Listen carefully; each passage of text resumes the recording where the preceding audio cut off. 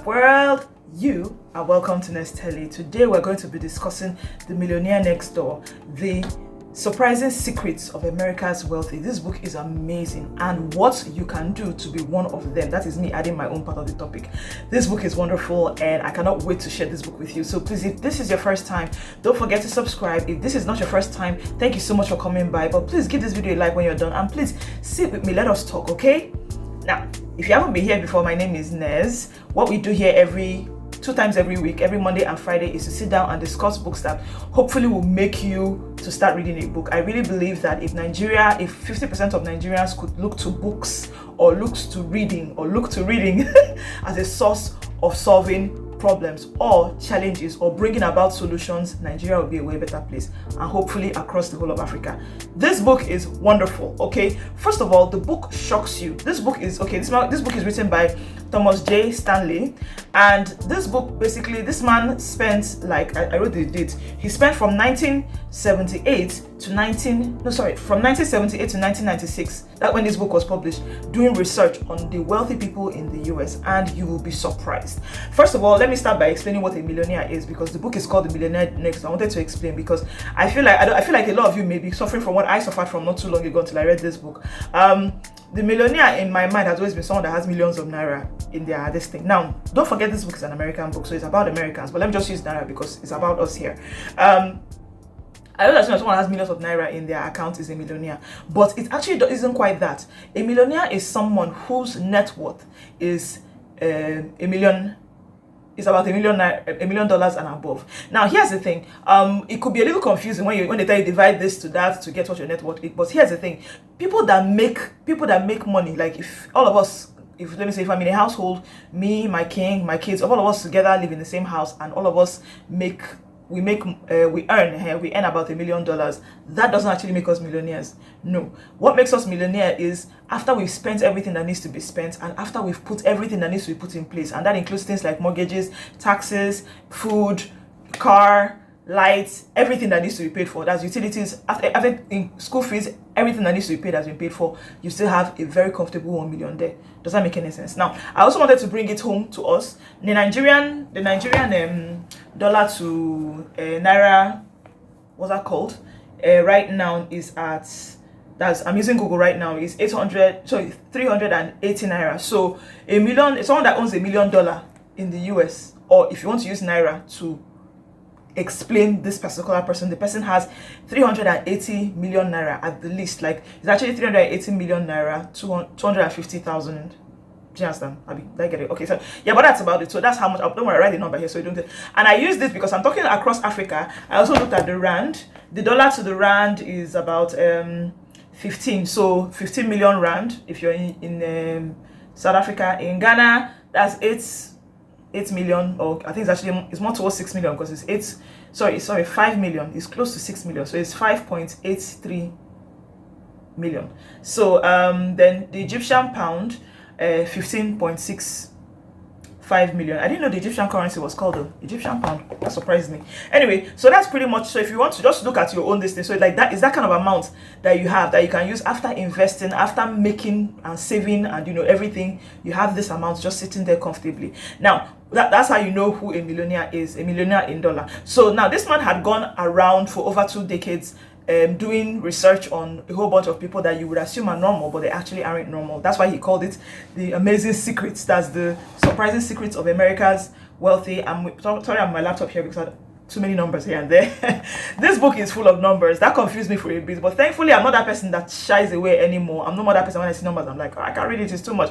My dear, I sat down there, I was like, I need to learn how to do this. So here's what you can learn to be a millionaire yourself, especially in dollars. So number one is your lifestyle. Your lifestyle is the major consideration of you being a millionaire. I mean, I think I've said this before in another book where it's been said consistently that even if you make 100,000 naira a month, if your lifestyle is a 1.2 million naira a month, you are not a millionaire. You may have this beautiful house, go to the extravagant parties, buy the best fashion, bags, shoes, whatever gadget or whatever outfit, travel whenever you feel like it, you actually are not a millionaire. You are just someone that has a lot of money and you are spending. And he actually goes on to explain, this was actually very interesting. He went on to explain that the media has actually tries to push the narrative that, when you have money, spend it, do this one, do that one. But basically, the tax man in the US, because US runs a lot on taxes, that is why it's important to them that you do well.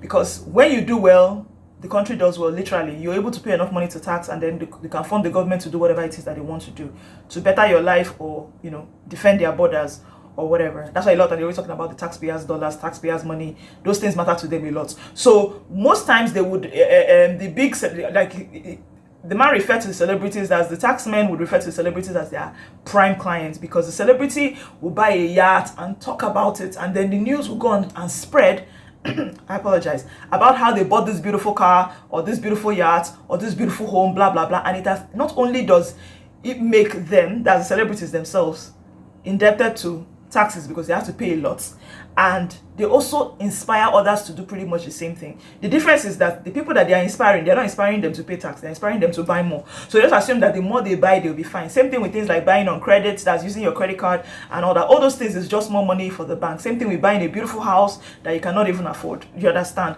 So those are things that are one of the major things that you have to learn. Your lifestyle, you have to learn to be frugal. This word frugal was used a lot in this book.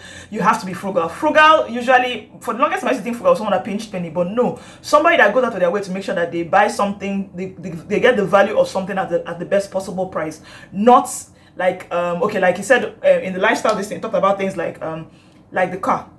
The way they spend, their spending on the car is not something that they wouldn't buy a brand new car. Most times they buy cars that are 3 to 4 years old. That's in the US, by the way. So a used car, they would buy that, use it for 3 years, because they found out that if they buy this particular car now for, let's say, $5,000, 3 years down the line, that same car could easily sell for $5,000 or $4,800. So after 3 years of using a car, they don't even listen. Meanwhile, that car 3 years ago was bought by someone else for, let's say, $15,000. Do you understand? So there are people that they are very articulate about these things. So let me go more into the lifestyle. So lifestyle number 1 is marriage. They said that most of these millionaires they're not divorcees. Most times they're actually very careful about who they marry. Most of the wives are very good at putting things in budget. They're not people that just spend frivolously. They are very, like, down to, I think he talked about a particular man he was a millionaire. They live in regular, decent housing and all that.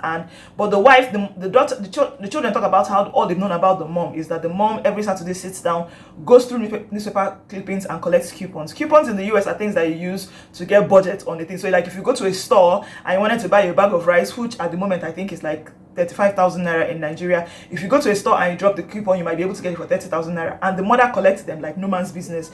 She'll collect them. Then during the week when she needs to do grocery shopping for the home, or during the month, she'll just collect it and use it and get a budget on everything. That way the family spends less. So most times they have a very regular families, because guess what? Things like divorcing, moving from home to home, having issues with your relationship, having to keep your child somewhere and then having to stay somewhere else, all those things, they actually cost a lot of money. That's what a lot of us don't seem to do. When you see it in the movies and all that, we don't sit down and realize that this actually costs a lot of money.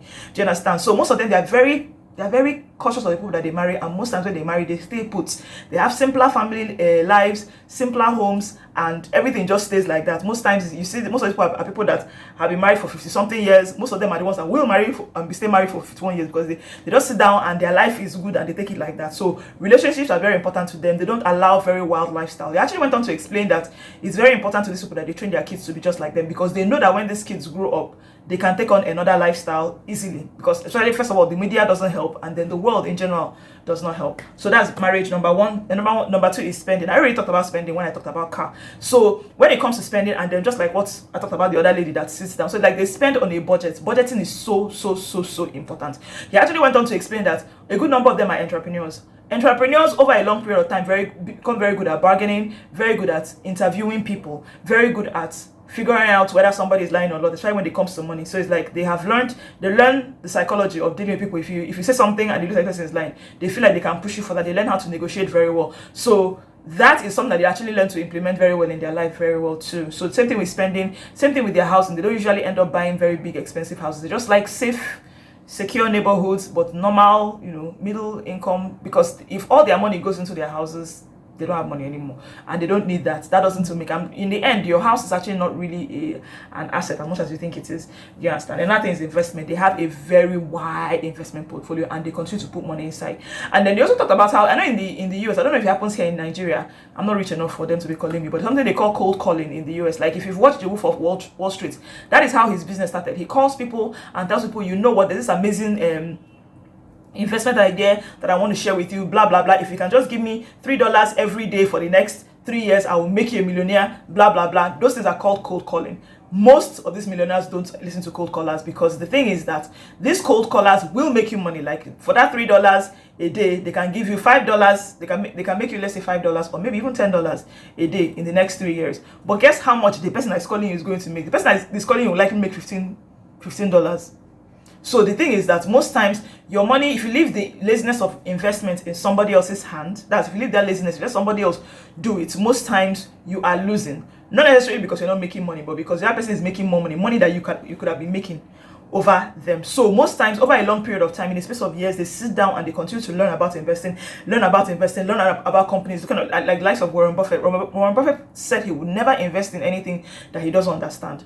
And why he diversifies his portfolio. Every time he sees a good idea that he would like to do, he sits down and reads and studies thoroughly before he says, okay, fine, he can now collect money and put there. So yes, that is where a lot of people come when it comes to investing. It's very diverse. It's not really one particular place that most of them are, but the thing is that most of them understand what they are doing, where they are doing it, and they don't leave somebody else to do the investing for them.